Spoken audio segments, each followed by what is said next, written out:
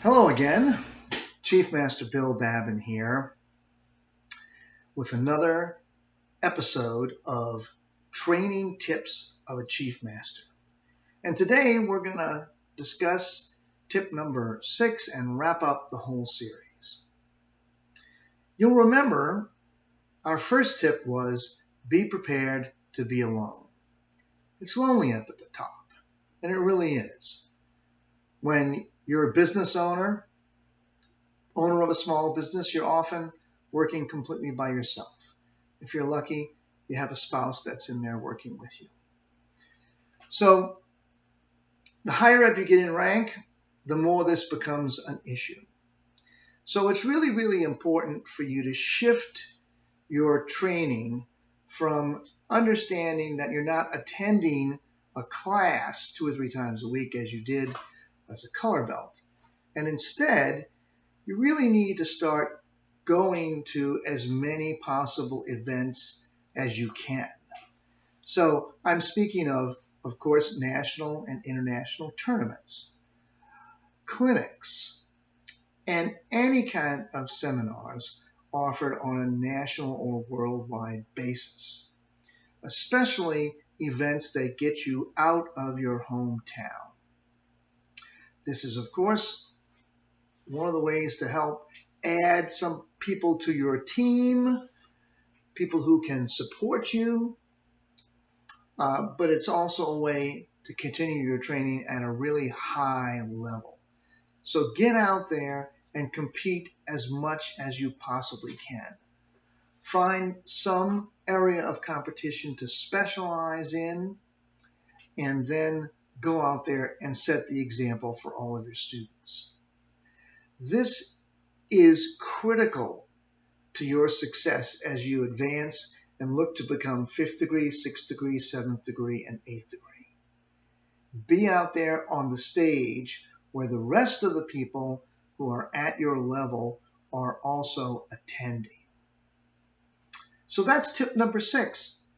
Go to all the events you can, go to all the seminars, compete as much as you possibly can. Let's go back over the whole story. The idea is to help you understand how to train for a long time, 30 plus years, and to be satisfied about the goals that you're setting and how you're attaining them. So remember, tip number 1, be prepared to be alone. Don't be surprised that you're doing a lot of stuff by yourself. Number 2, since you are alone, it's really important for you to build your own team.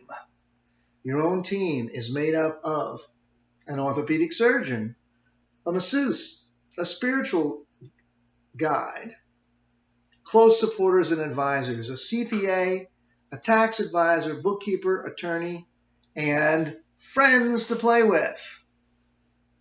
These people become your team. They are not your customers. They are not your clients. You're not socializing with those people. These people are professional advisors and people who perform services for you, and also people who are in your close circle of support. Number 3, remember the wonderful chart. Create some kind of a chart. Go back and look at episode number 3, and you'll see the picture of the one that I made. Create some kind of chart in which you will track what you are doing. It's amazing how you feel when you've filled up a whole page of activity. It's like bowling. Why is bowling so popular? Because it is so simple. You roll the ball down the lane, it knocks down some pins, and you know how well you did, and you know how well you're doing against the other guy. A chart is really a great tool to help you work on the little details that add up to a really big accomplishment. Tip number 4 was the role of resistance training. Make no mistake about it, Taekwondo is about being strong. It's really important that you don't simply count only on your Taekwondo training as part of your physical development. I mean, Taekwondo forms and weapons training. Yeah, you have to do that. but you have to do other things as well. I never participated in cross training. Uh, these fit body boot camp things that are really popular these days, but I'm sure they are absolutely fabulous way to work your body and to just challenge yourself. So go ahead and do that.